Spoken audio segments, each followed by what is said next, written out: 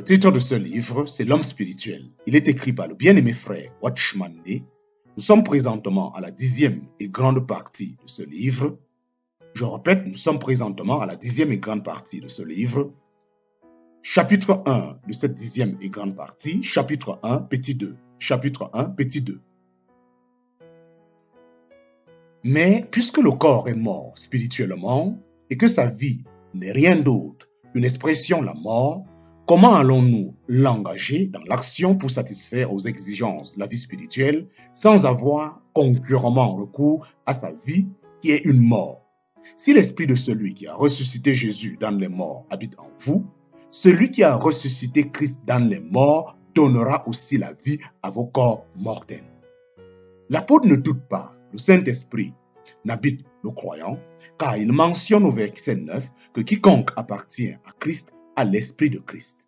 Ce qu'il entend, c'est que les croyants ayant le Saint-Esprit demeurant en eux, leurs corps mortels doivent expérimenter sa vie.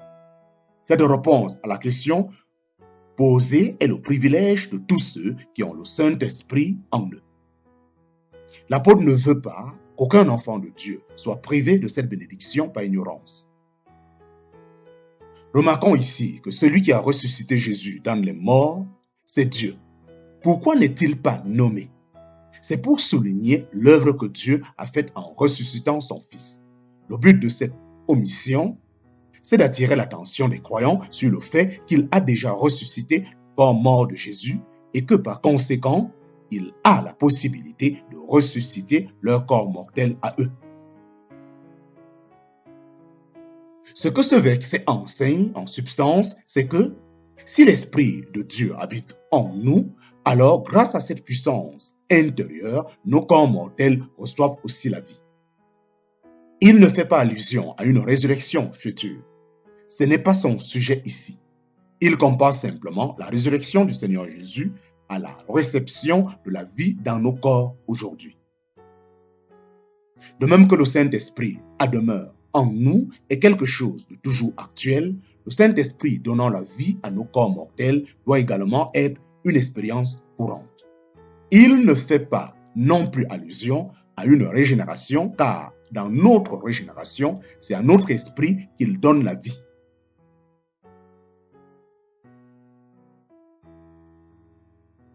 Tandis qu'ici, c'est à nos corps qu'il la donne.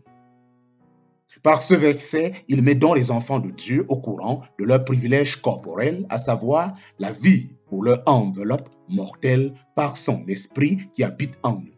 Cela ne veut pas dire que le corps de péché est devenu un corps saint ou que le corps de notre humiliation soit transformé en un corps glorieux ou que ce corps mortel ait revêtu l'immortalité. Ces promotions-là ne peuvent pas avoir lieu dans la vie présente.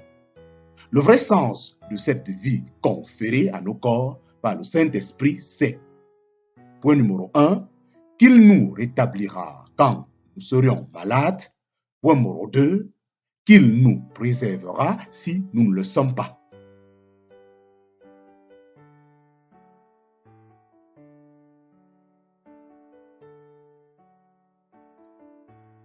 Cela ne veut pas dire que le corps de péché est devenu un corps saint ou que le corps de notre humiliation soit transformé en un corps glorieux ou que ce corps mortel ait revêtu l'immortalité.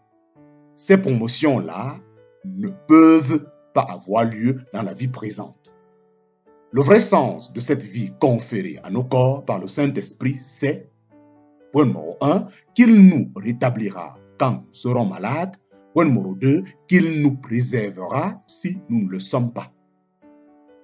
En un mot, le Saint-Esprit fortifiera notre habitation terrestre pour nous permettre d'affronter les exigences de l'œuvre de Dieu en sorte que ni notre vie, ni le royaume de Dieu n'aient à souffrir de la faiblesse de notre corps. Telles sont les dispositions prises par Dieu pour tous ses enfants. Mais combien y a-t-il de chrétiens qui font vraiment cette expérience de la vie de son esprit pour leur corps mortel? Ne sont-ils pas nombreux ceux dont l'existence est mise en danger par leur état physique qui ne peuvent pas travailler activement pour Dieu à cause de la servitude, de la maladie. Cette contradiction entre le privilège théorique et l'expérience pratique a naturellement plusieurs explications. Les uns refusent ce divin privilège en prétendant qu'il n'a rien à voir avec leur état physique. Les autres le connaissent, y croient et le désirent, mais ils n'ont pas encore présenté leur corps en sacrifice vivant. Ils prétendent que Dieu leur a procuré la force pour qu'ils vivent par eux-mêmes. Mais ceux qui désirent vraiment vivre pour Dieu et se réclament par la foi de sa promesse pour obtenir ce qu'il leur a destiné, ceux-là expérimenteront dans leur corps la plénitude de la vie donnée par le Saint-Esprit. Ainsi donc, frères, nous ne sommes point redevables à la chair pour vivre selon la chair. En parenthèse, verset 12 de Romains chapitre 8. Ce verset décrit exactement la relation qu'il y a entre le croyant et son corps. Beaucoup de croyants ont leur vie spirituelle totalement emprisonnée dans leur corps. Ils existent comme deux personnes distinctes. Quand ils se retirent dans leur homme intérieur, ils ont le sentiment d'être spirituels, proches de Dieu, jouissant d'une vie abondante. Mais quand ils se retrouvent dans leur être extérieur, ils se sentent déchus, charnels et loin de Dieu, parce qu'obéissant à leur corps, qui leur devient un pesant fardeau. Un petit changement physique peut altérer leur vie. Une maladie légère ou une modeste douleur les trouble et remplit leur cœur de pitié et de repliement sur eux-mêmes.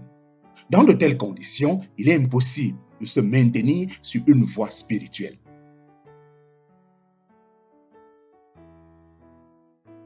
En utilisant cette locution, ainsi donc, l'apôtre ne fait que prolonger la ligne de ce qu'il vient d'esquisser.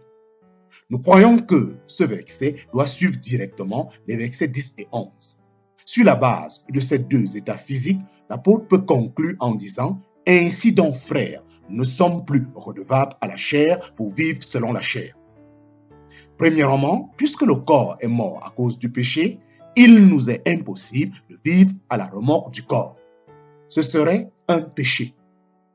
Secondement, parce que le Saint-Esprit a donné la vie à notre corps mortel, nous n'avons pas besoin de vivre selon la chair. Elle n'a plus aucune autorité pour lier notre vie spirituelle.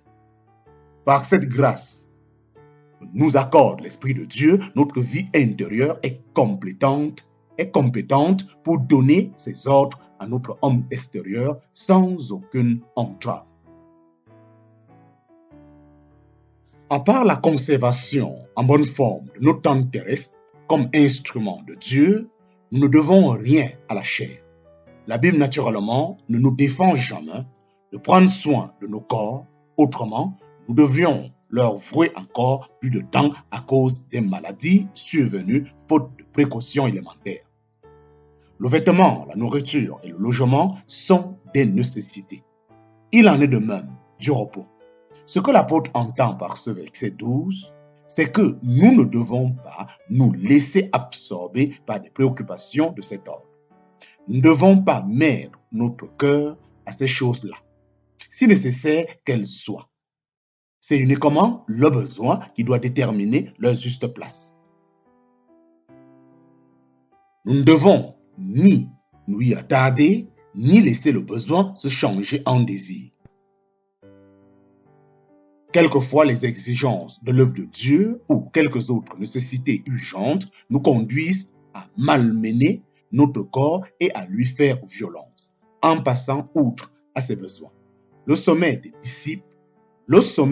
disciples à Gethsémane et la victoire du Seigneur sur sa faim au puits de Chichar offrent deux exemples opposés de faiblesse et d'endurance face aux besoins légitimes du corps. Parce que nous ne sommes plus redevables à la chair, nous ne devons pas laisser ces convoitises nous entraîner dans le péché ou la faiblesse physique nous rendre nonchalants dans notre service spirituel. Si vous vivez selon la chair, vous mourrez. En parenthèse, verset 13 de Romains chapitre 8. Quand nous suivons la chair, deux choses se passent. D'une part, nous sommes inaptes à recevoir la vie donnée au corps par le Saint-Esprit. D'autre part, nous abrégeons les jours que nous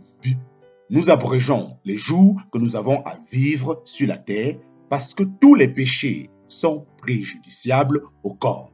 Ils ont tous un effet sur la chair et cet effet, c'est la mort. Si nous ne lui résistons pas, par la vie qui nous est donnée par le Saint-Esprit, cette mort aura tout fait consommer son œuvre. C'est pour vivre désormais pour lui que Dieu donne la vie à notre corps. Mais si nous ne lui résistons pas, par la vie qui nous est donnée par le Saint-Esprit, cette mort aura tôt fait de consommer son œuvre. C'est pour vivre désormais pour lui que Dieu donne la vie à notre corps. Mais si par l'Esprit vous faites mourir les actions du corps, vous vivrez. Nous devons recevoir le Saint-Esprit non seulement comme le dispensateur de la vie à notre corps, mais comme l'exécuteur de ses actions. Pour que le corps vive, ses activités doivent d'abord être réduites à néant. Autrement, la mort en serait fatalement l'issue. C'est ici que nous observons l'erreur de beaucoup de chrétiens. Ils s'imaginent qu'ils peuvent vivre pour eux-mêmes.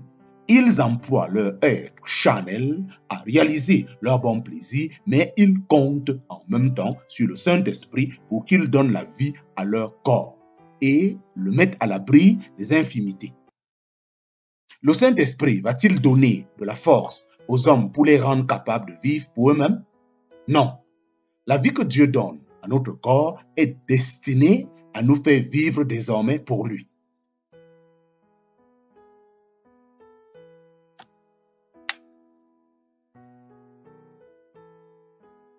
Par nous-mêmes, nous ne pouvons pas gouverner nos corps. C'est par le Saint-Esprit que la chose devient possible. Il nous donne la force nécessaire pour mettre à mort ces nombreuses actions.